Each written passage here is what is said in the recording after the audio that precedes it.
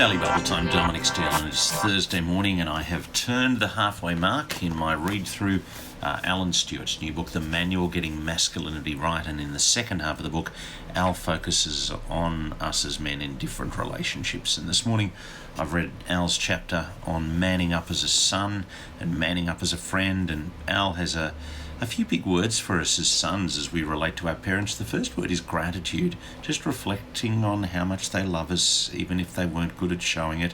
And there's a sobering footnote on page 115. Al quotes Steve Biddulph, who says, in his experience, out of every 100 men, 30 are not speaking with their fathers, 30 have prickly relationships with their fathers, 30 only speak to their fathers out of duty, and only 10 have fathers who they admire, enjoy, and feel deep support from, who'll remain close to them until the day they die. Al then talks about forgiving dad for when he's let us down. Steve Biddulph, who Al quotes, says the relationship will never be fixed until you've had what he calls the put the dead cat on the table conversation, a full and frank exchange with your dad, where you talk about his successes and failures as a father and you tell him that you forgive him. He says true reconciliation between fathers and sons is really only possible when people embrace the message of forgiveness that comes in Jesus, so that we can truly forgive each other.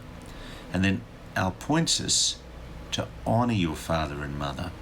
And Al sees it, and I'm sure he's right, that the key directive of the scriptures in regards to family relationships isn't parents, you should love and care for your children, but rather you should honour your father and mother. And there's a warning about parents facing their own mortality. Al notes it's hard for many ageing men to come to terms with the loss of power in their lives. The phone rings less, fewer people ask for help or advice, and he talks about relevance deficit disorder for men who were successful in their careers, and that becoming a hard pill to swallow.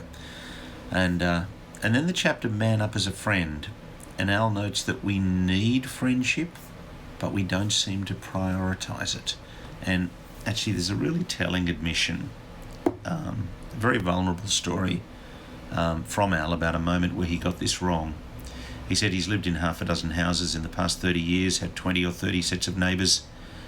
It was a Wednesday night in July. The State of Origin game was about to start. A couple of mates had come around to watch the game on TV, and the kick-off was minutes away.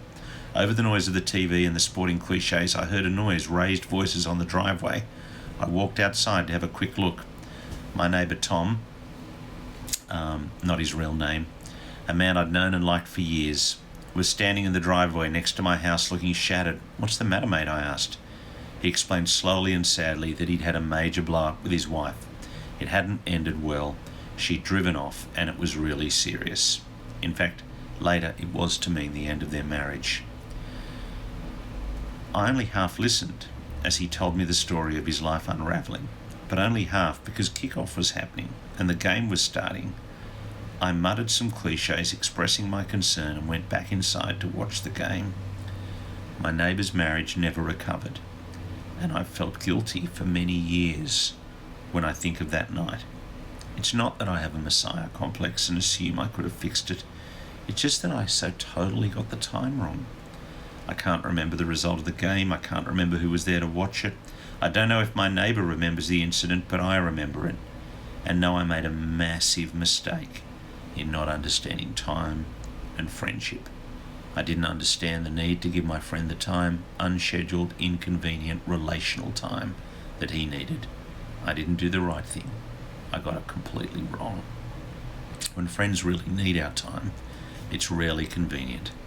But it's worth thinking about this way.